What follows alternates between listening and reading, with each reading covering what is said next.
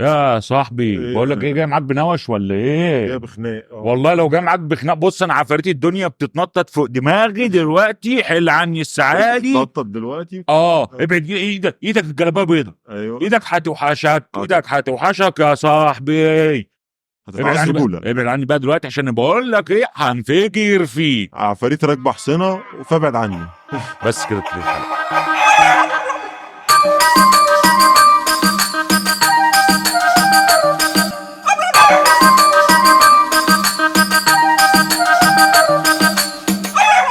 صباح الخير. صباح الخير. لا صباح الخير إيه بقى، صباح الغم، ما احنا جايين بنتكلم عن صباح- الجنايات. خناقات. صباح الخير على دماغك. هو صباح الخير. مسا اوليد. انا عاوز اعرف، انا بجد والله. لا مؤاخذة، عفوا. عاوز اعرف ليه بجد الناس بقت خلقها ده قوي. كلها ضيقه فعلا. عايزين يتخانقوا على اي حاجه، لاي سبب يعني. لاي سبب لازم يتشت. اي سبب، هو يلاقي نفسه دلوقتي فاضي. طب ما انا عندي باور، طب ما في شويه طاقه عنده عايز آه. يطلعهم في اي حاجه، تطلع في خناقه بقى تطلع. تعالى ما نتخانق مع اي حاجه يعني، تعالى شوف يعني اروح شوف اتخانق أي مع الحيطه، اروح اتخانق مع المسمار اللي انا بربطه، اروح اتخانق مع اي دبان حاجه. وش. ليه بيتخانق مع دبان يعني وش؟ اقول لك على حاجه، في ناس بتبقى واقفه في الطوابير في كل حاجه بقى، في اي ده حاجه اكيد ده اكيد ها؟ لازم خناقه الطوابير دي. بيتنشأ على خناقه. لازم أي هو طوابير قاعد في خناقه. ومش عارف ايه. يا جدعان مش عارف ايه، ده بفلوسنا. حضرتك انت فلوسك ايه؟ قدام موظف ومش هيجيله من وراها فلوس، والفلوس دي مش رايحه له، وبفلوسك. هو احنا واقفين في طابونه عيش؟ هو ايه اللي حطها في بالفلوس؟ جيبه. وثانيا انت دافع كام؟ انا دافع عندك، انا شركه بقى ايه بفلوس. لو هنتكلم في الفلوس، انا شركه، انا دافع فلوس اكتر منك. ايه ما هو المشكله بقى هو داخل الفلوس؟ لا فلوس دي يا ابن الجزمه انت. والناس دي بقى، انا بص انا ما بحبش اتناوش، انا باخد الكلام كده واضحك. عندك ودنين، حط من ناحيه وطلع من ناحيه تانيه. لا ده انا بضحك. آه. انا بضحك على الناس دي. هو انت طالب منك عبيط؟ يعني شفت الواد اللي هو في صرخة نملة؟ انت عبيط؟ تعبيط. حضرتك عبيط؟ لابس ايه دلوقتي؟ بيحاول بقى ينكش اي حاجه، عاوز يتخانق. ليه يا بابا؟ ليه يا حبيبي؟ وعصبيه بلا مبرر يا حبيبي، الشجر يا حبيبي. ما هو في ناس عصبيه لازم تنشن كده. انا بحب اتبارد يعني. في مره وانا برضه في مره من ذات المرات، لما كنت شغال مندوب، كان معايا السواق بتاعي ومش عارف ايه. جايين من الشارع هو ضيق، ويا دوبك يخرج العربيه بتاعتنا، وفي حته في الجنب كده ما تعديش عربيه كارلو، مش هيعرف يعدي منها، وانا العربيه بتاعتي جامبو. اكبر من عربيه تانية بقى صغيره، دبابه محطوط عليها ثلاجه، وعاوز يعدي. والشارع اصلا يعني الشوارع هنا عندنا غريبه شويه، في بلكونه فوق، فالراجل هيخش يتحشر، وده عاوز يخش، والسواق اللي معايا يا بني ادم، يا مش هتخش يا بني ادم، يحاول يقول له ارجع، وده عمال يقول له والله لا داخله. ما انت مش راضي ترجع. ارجع فين؟ ارجع كيلو عشان الف؟ يا بني ادم مش هتخش يا بني ادم. طب سيبني اعدي. هو ورا واسع يعني، هو كان ممكن يستنى يعديني. ايوه بس هو دماغه بقى ايه هي دماغه افرض زي الطوبه دلوقتي، كبست، تحجرت، تيبست، محتاجه ايه؟ حد بقى نجيب عالم جيولوجيا يحاول يفكها لنا من اول وجديد. هي عدي من هنا. يستصلح لنا الارض اللي في دماغه دي، جايز تطرح موز ولا حاجه، لان خلاص. وعاوز يخش، وعماد قاعد، السواق قاعد، يا بني ادم يا بني ادم، مش وانا قاعد جنب عماد فاتح لوز، كنا واخدينه من محل واحنا بنبيع له، وقاعد باكل لوز وعمال اتفرج عليهم. بتلعب ما تسيبش نفسك عشان الشجر يا حبيبي. ايوه انت. بس اصل هو في الاخر الراجل بقى واو مش عارف ايه، ودخل اتحشر برضه تحت البلكونه. مش انت صح يا عماد؟ خلاص احنا اثبتنا له ان احنا صح. ايوه رجع زي الكلب ورجع في الاخر برضه في الاخر عشان يعدينا. ما هو قال لك من الصبح يا بني ادم يا بني ادم، هو قال لك من الاول يا بني ادم. ده كويس ان هو ماشي تمغنش. طب دي برضه يا بارد يعتبر يعني الخناقه مش خناقه زعيق برضه، اللي هو ما وصلناش لحد عشان تستفزني توصل لدرجه ان انا اتخانق بتاع. لا عادي، مره واثنين وثلاثه وانا دماغي في الكناف. انا اقول لك على حاجه، انا بمشي في الشارع بستخسر السلام في الناس. ليه يا باهر؟ لا مش السلام لله يا باهر. مش ماشي السلام لله، بس مش عاوز خناق، مش عاوز اتكلم اصلا مع حد في حاجه اصلا يعني. في خناق ف ممكن تستفز، توصل لدرجه معينه من الاستفزاز. انا بحاول هنا بقى اجزم غيظي. هنا بقى اتقي شر عبد الحليم اذا غضب. هو برضه يا بارد انت لان عبد لازم الحليم حافظ تهدى لما كان شوية. بيغضب كانوا بيرموه بالطماطم ويغضب عليهم جامد ودخل بره المسرح مش عارف ايه. فاتقي شر عبد الحليم اذا غضب. هو غنى جامد بعد ما اتضرب بالطماطم. مره في ثانوي، دي اكيد الناس اللي معايا كانوا معايا في المدرسه فاكرين اليوم ده كويس قوي. كان ماتش اهلي وزمالك وانا زملكاوي للاسف. ليه للاسف؟ ايه حلو الزمالك. مرض الزمالك مرض بس مرض في علم. بس هو شجع زي ما انت عايز بس ما تعصبش. الموضوع في الهدوء يا عمي، ما انا بشجع ريال مدريد، ما هو برضه ماشي. ما تبقاش عصبي، بس عصبي في الكوره. شجع زي ما انت عايز. في فرق بين يعني فاهم، زي اللي بيشجع الاهلي وبرشلونه. ما انت كده برضه نفس الفكره كده، بتشجع الاهلي والزمالك بالظبط. ماشي. نفس الفكره انك تشجع ريال مدريد والزمالك. المهم فقاعدين بقى ومش عارف قبل الماتش ومش عارف ايه، والعيال هيصه وعمالين ومش عارف ايه، وواحد صاحبي قاعد جنبي ومش عارف ايه، واو وي وي وي، وقام الواد ايه، والعيال كتير اهلاويه ومفيش غيرنا فرحانين بقى الاهلي كسب وكده. لا مش كسبش، ده لسه قبل الماتش، قبل الماتش اصلا. تشجيع ومش عارف ايه، وفجاه الاقي واحد ضرب اللي قاعد جنبي زملكاوي زميل بالقفا. لقيت التاني ده ايه، مش خرج بره. انا قاعد بقى، انا معاك لغايه الاخر. هات اخرك عشان بعد اخرك مش هتشوف نور. اخر النفق ضلمه. انا اللي بولع السيجاره جوه وبقى ايه، جايبك جوه بدخلك النفق من الاخر. هو مش عارف ايه، فجاه بس السلام عليكم، قفلت الباب، شفت بتمطر جوه بتاع في الناظر. هي ما حدش يتعلم منها، ما حدش يتعلم هنا. هي نفس نقيت اطول واحد في الفصل وقلت دب نزلت فيهم ضرب. نزلت يا الفصل عندنا في بلدنا الحبيب الفصل يزيد عن 60 بني ادم. وقتها ساعتها يعني انا بني ادم لوحدي على دول كلهم، ومحدش عارف يقوش حاجه. ما خلاص بقى ضرب فيهم كلهم. هوبا، وتلاقي الدكه تقيله. الدكه بتاعت زمان بتاعت المدرسه كانت حديد وخشب. حديد في خشب. بس انا كنت عجل، فعادي ان انا ارميها. رميتها على العيال وزقيت واجري واقوم زقيقها مدخل في اصابات مجزرة. في اصابات في لا ما كنتش بضرب ان انا اموت يعني، مش غباء يعني. مش الدرجه، لا اضرب ان انا اموت دي وانا بلعب كوره. واحنا عارفين انا بلعب كوره بعمل ايه. ما الكوره دي بالنسبه لي انا بقى، الناس بقى بالنسبه لها الخناقات في الشوارع مش عارف ايه، انا بالنسبه لي لما اجي العب حجز قوي دي خناق. تعالى انا مش عارف اضرب حد بره، تعالى اكسرك. عاوز تطلع بصليب ولا عاوز تطلع بايه؟ كم فقره ناقصه. انا في فتره الاعدادي برضه كان في خناقه في المدرسه عندنا، وانا ما كانش ليا في الخناق يعني، ما بحبش الخناق اصلا. كان في خناقه في المدرسه في الفصل تقريبا، ودخلت اسلك، ففي واحد طلع حزام وبيضرب التاني، فجت فيا انا ووشي اتعور ساعتها وانا بسلك يعني، انا ما كنتش بعمل حاجه، فهوبا وشي اتعور. فساعتها قررت ان انا مش داخل اسلك في اي خناقه مهما كان مين اللي هو سيبهم يولعوا في بعض. اي خناقه بشوفها سيب، كبر دماغك، ماليش دعوه، هم هيهدوا في الاخر هيصفوا حالهم. لان خناقاتنا دايما بتبقى هاديه، اللي هو في الاخر ما لا هو انا كده بيتكلموا خناقه شد، فلا انا اخش ربنا يهديكوا ربنا يهديكوا خلاص شكرا السلام عليكم. بس ان هو لا انا اخش اعور نفسي. ما انا كده كنت في حالي، ما ينوب مخلص غير تقطيع هدوم. انا كده كنت في حالي. بس يوم ما تتطرق لا ساعه ما بتطلع الغباوه، ما هو دي بقى، ما هو ده اللي غلط ان انت يعني، لان فاهم يوم ما تتطرق هتبهدل الدنيا وده غلط. ايوه يعني ممكن تعمل بلوى بسبب الايه، بسبب الهبل ده، انك انت عمال تضغط لما تيجي تنفجر هتنفجر بجد، زي هتنفجر بجد، شظايا في كل حته يعني، كل اللي حواليك ايه هيروح. ما لا فما بحبش اصلا الخناقه. انا بمنتهى الهدوء اللي في الدنيا، بس لما هتوصل لدرجه معينه. فاكر السواق اللي كنا رايحين القاهره؟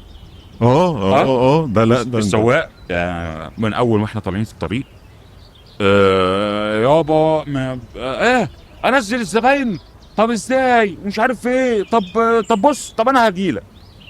واحنا راكبين احنا كم بني ادم، هو بيشيل كم بني ادم؟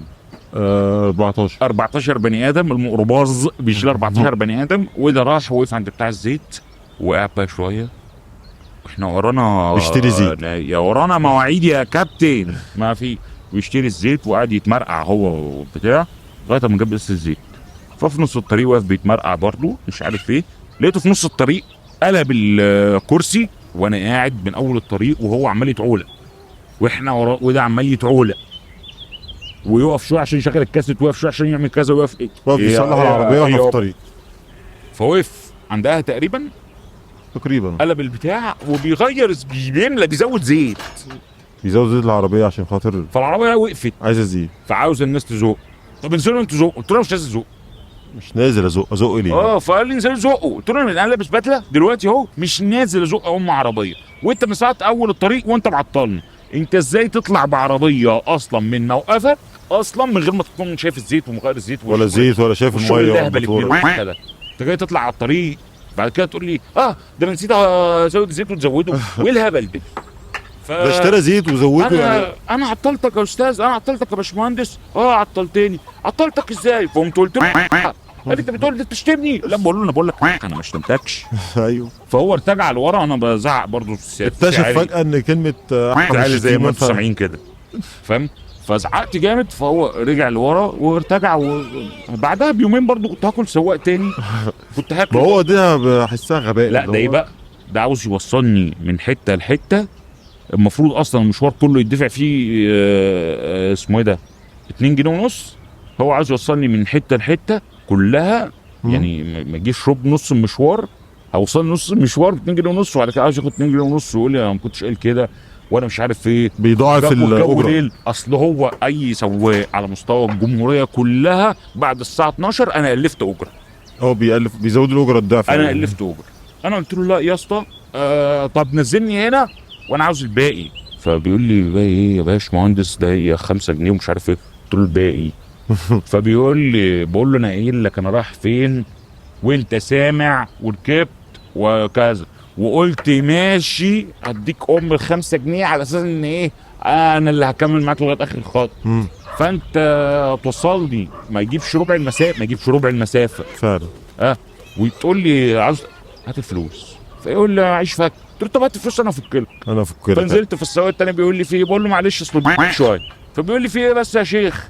فبقول له ولا شيخ ولا نيل، هو سواق ابنك وهنديله فلوس ونروح. هات فكه فكيت البتاع خد يا اسطى تسلم يا شيخ. قلت له انا مش شيخ امشي يا ابني من هنا. ولو كان طول في الكلام كنت هنزله من العربيه هبهدله. ما هو برضه الناس بيستغل الوقف، يقول لك بعد الساعه 12 مفيش عربيات فتعالى ضعف الاجره. بمناسبه العربيه يا نهار ازرق ضحك. احنا كنا معلش يا جدعان هو الكلام ده بقاله فيه بس احنا كنا داخلين على جنيه مع سواق. احنا راكبين عربيه وايه وحاجزين في مكان فاضي فاحنا دافعين فلوس عشان ما حدش يركب ونكمل. فهو في نص الطريق قام مركب حد في المكان ده. طب هات الجنيه يا اسطى. هي بقى ايه نونوت في دماغي. ما هي برضه زي ما الناس بتجيلها ان هي تنونو في دماغها ان هي عايزه تتخانق دلوقتي، فانا برضه بتنونو في دماغي تعالى هات الجنيه يا اسطى ومش عارف ايه وي وي وي وي وانا كذا ومش عارف ايه. طب انزل يا اسطى، طب ودينا الكمين نتعامل ونشوف قدام نقف في الكمين ونشوف اللي هيحصل ايه الفلوس ومش عارف ايه. فده قام مدور على عربيه، واحد صاحبنا كان بينزل من العربيه وده مدور على عربيه وبيمشي.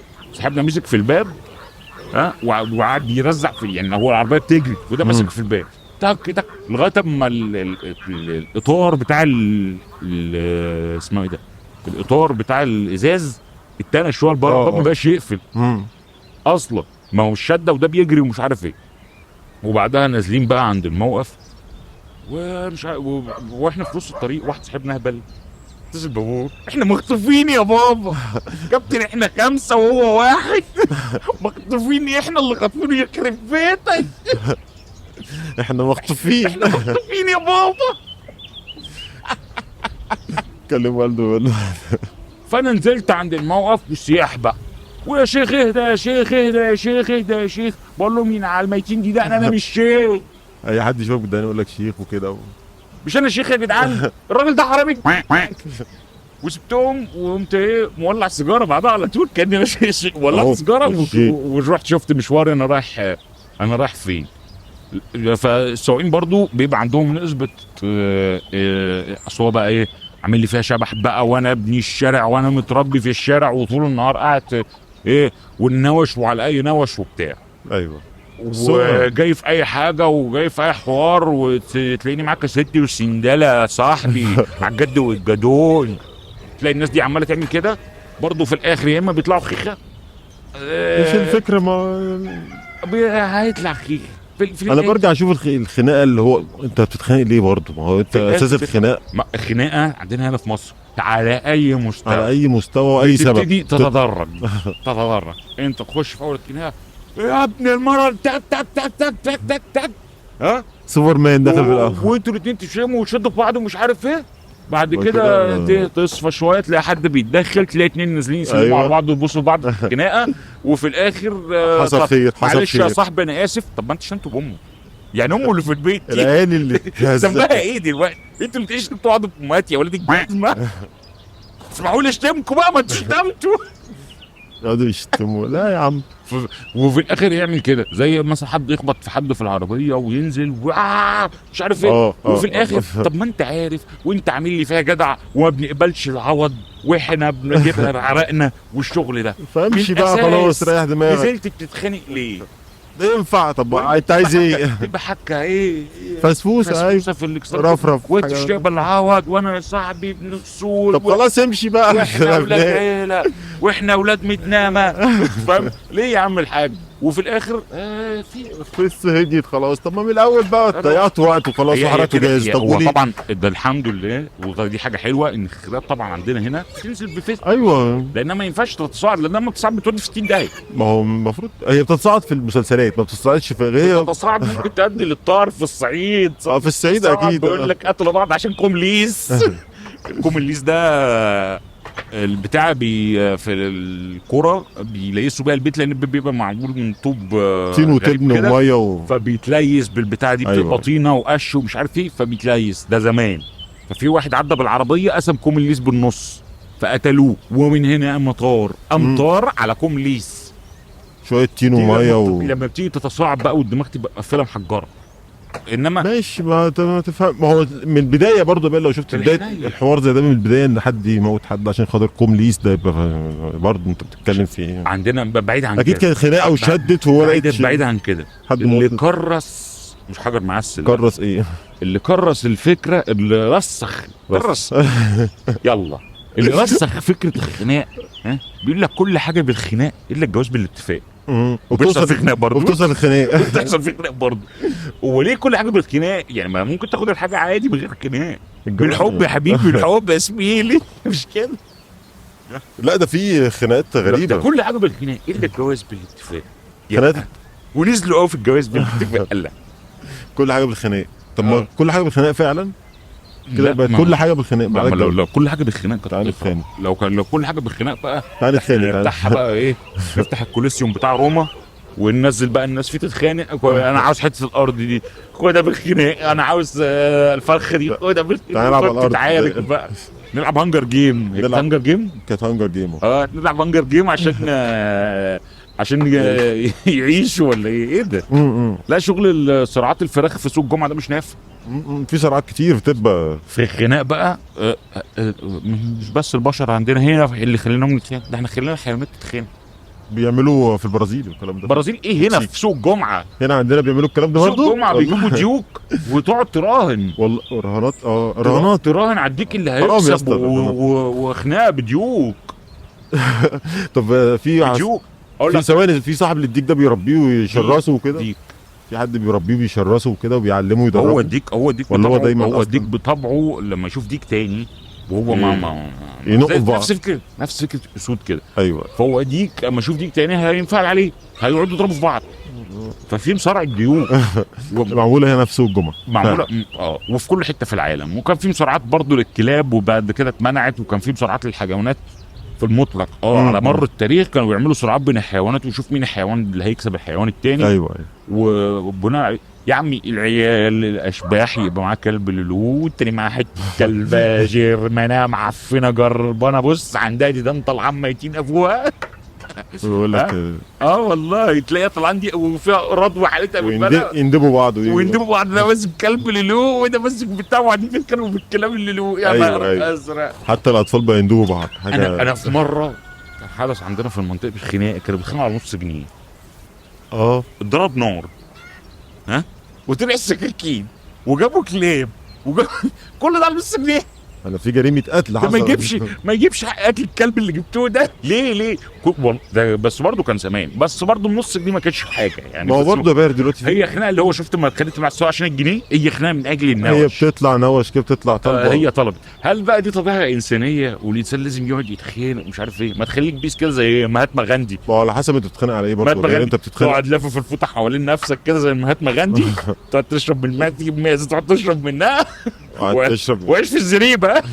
عيش في الزريبه حرفيا. حرفيا. في بقى التصعيد في القناه تصعيد زي ايه؟ اللي هو فخامه في حق حياته، اللي هو وانا والحديد بيعلق على حاله ان انا بولي واحنا بولينا. طبعا الكلام ده ما حدش هيركز في الكلام بتاع عادي بولي وبولينا. طب هو اللي بيفخمه في حاله ده بيفخمه عشان جسم يعني، ولا هو برضه ممكن يكون رفيع كده بس بيعرض لحاله؟ لا هو بيبقى صرصار برضه. نفس فكره الصراصير كانها قبل. ايوه بيبقى صرصار بس بيبقى ايه، انا صرصار لك جيم. انا مفيش حد مني وهو تشوفه يا عم عليا النعمه، انا لو تفيت عليك هحرق. وانا يا صاحبي ده انا واحنا كنتوا رايحين. كنا احنا جايين. لا كنا احنا وانتوا رايحين كنا احنا سابقين عشان احنا ما بنرجعش لورا اصلا. يعني في خطوه شغالين دماغهم على انت تخيل سالوا عليا في صلاه الحديد، صلاه الجمعه. التفخيم ده واحد والله قاعد افخمها برضه في حاله قبل كده، وجيت الناس اتلموا بقى وخناقه ومش عارف ايه وضرب نار، وجي قاعد يستخبي زي القنفذ فاشل فراخ عصفور اللي كان مفخمها. اما لقى الدنيا ابتدت تهدى، معاه والناس سفيت بقى، الموضوع انتهى. وفاتح السنجتين نزل على السلم تك تك، نزل فيه بقى بعد كده ايه، وانت نازل هناك في بيوت قديمه كده، وانت نازل شويه هتطلع لفوق زي الشارع، وفي قدام بقى الرصيف زي عتبه او بسطه كده قبل دي متوطيه، الحته اللي جوه في الرصيف واطيه، وفي حته بلوك على اول الرصيف عاليه كده. ايوه. فهو نازل بيقول في ايه يا اولاد بعد وش بس على بس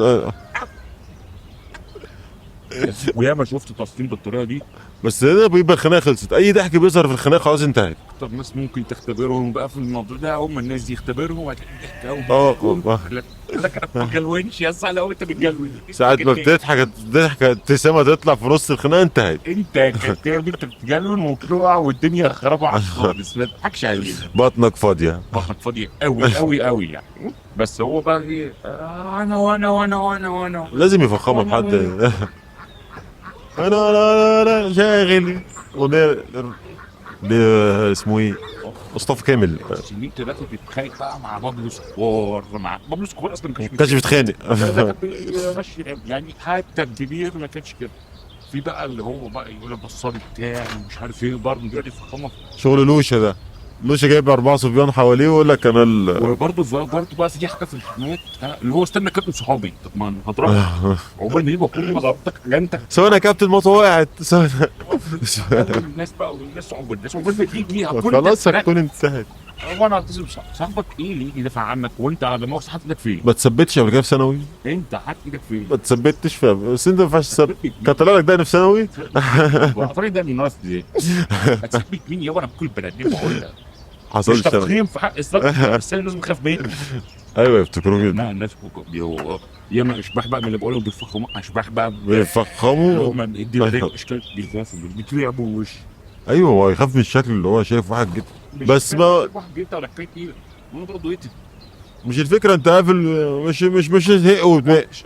صاحبي ومش حقد وبجد ومش قاعد معاك انا على اول الشارع مش مش عاملين نوش مع حد فكبر دلوقتي. الاشكال دي بتقعد بقى، الاشكال دي يعني قاعده على طول صرصاره مبلبعه على طول لازم يشوفوا رصيف عالي كده يقعدوا عليه.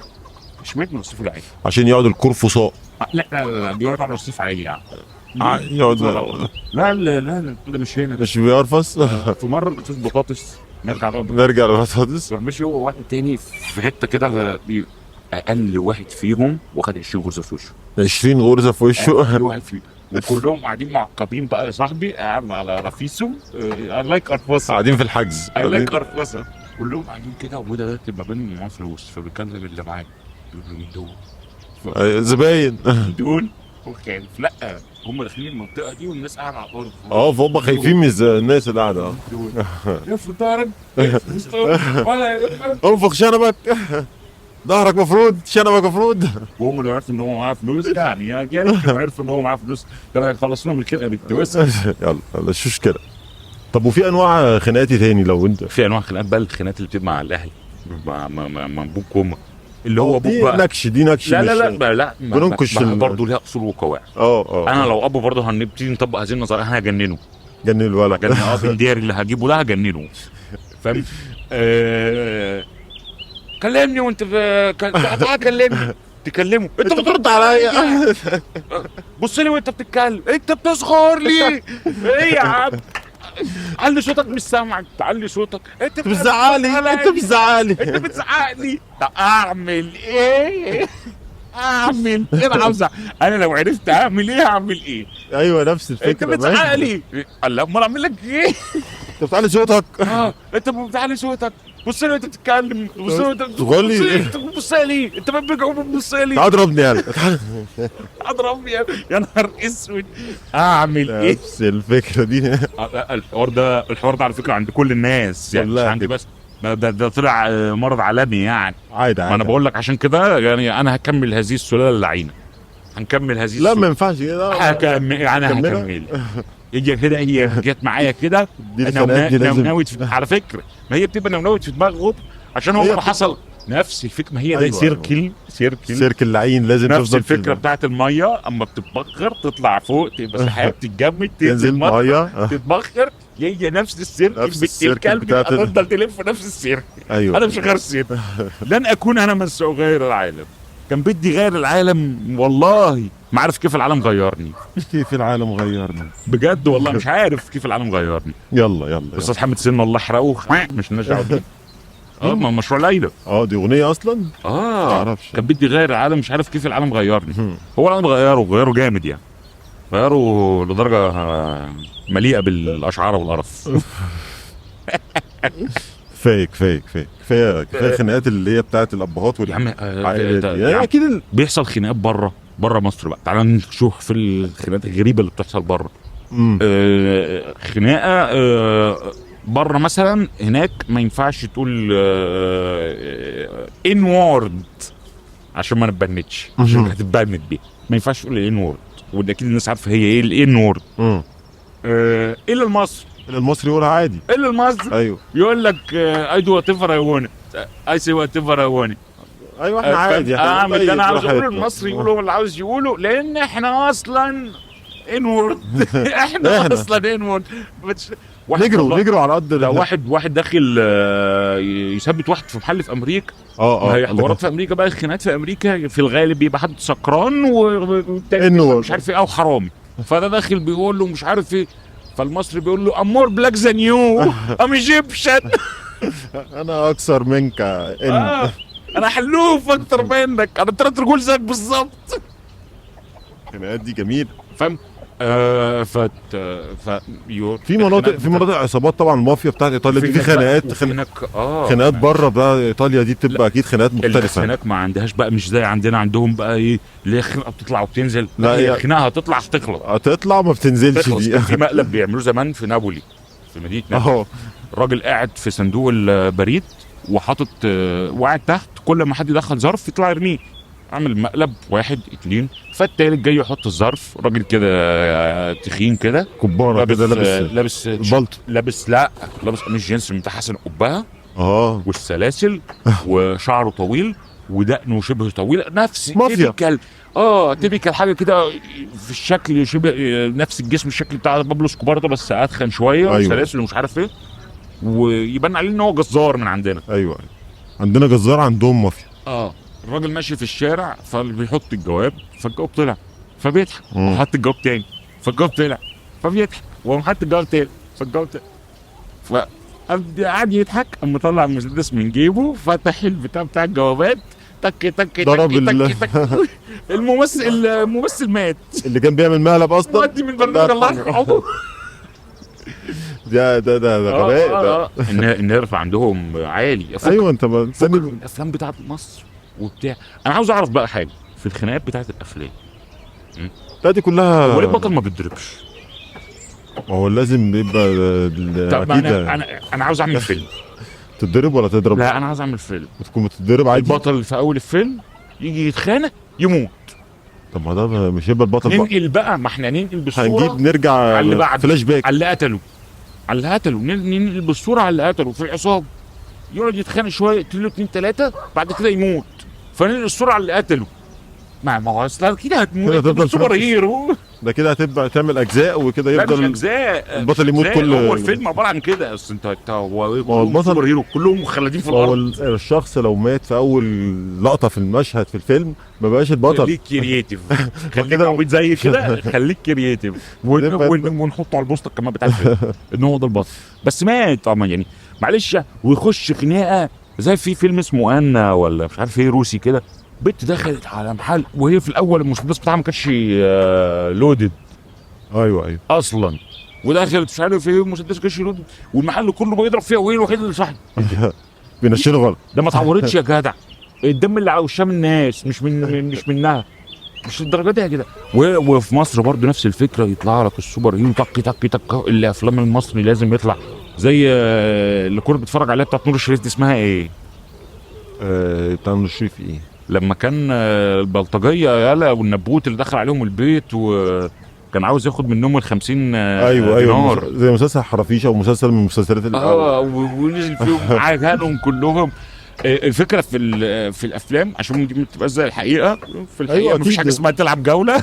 تلعب جوله دي اللي هو واحد قدام واحد فرداني، وكل واحد ماسك له الصداده والسيف بتاعه والاشكال الوسخه بنت الكلب اللي طلعت لها في المهرجانات. شغل الرومان ده ده مهرجانات، شغل مهرجانات. الشغل ده مش تلعب جوله ويقعد يتلف عليك، لا يخنقك تلاقي كله بيلاوي في كله. وتحس ان في حد عايز يشري الكلام ده، بس الكلام ده مش الأفلام موجود في بقى الواقع بيضربوا يعني. الضوء.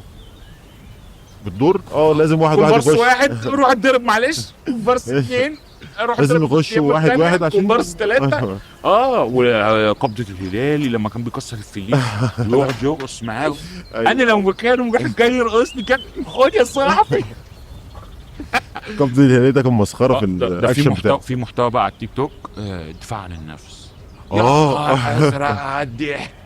كان في البرنامج بتاع البنت اللي بتسرق، البنت اللي بتسرق والواد البنت اللي بتسرق الواد مش عكسها. طب ما هو ظروف الشارع كده، هو هيجري عكس اكيد، مش هيجري في اتجاه. انت عملت حركه مختلفه. انت عملت احنا ما اتدربناش على كده. واحنا متدربين على ان انا مش واخد الشنطه غير من قدام، حد يجي يديني الشنطه من ورا كده، انا الموضوع ده عاملني خالص. اي كرياتيفيتي بتطلع على الهوا بيبوظوا المشهد خالص. ما بيعملش كرياتيفيتي على الهوا غلط.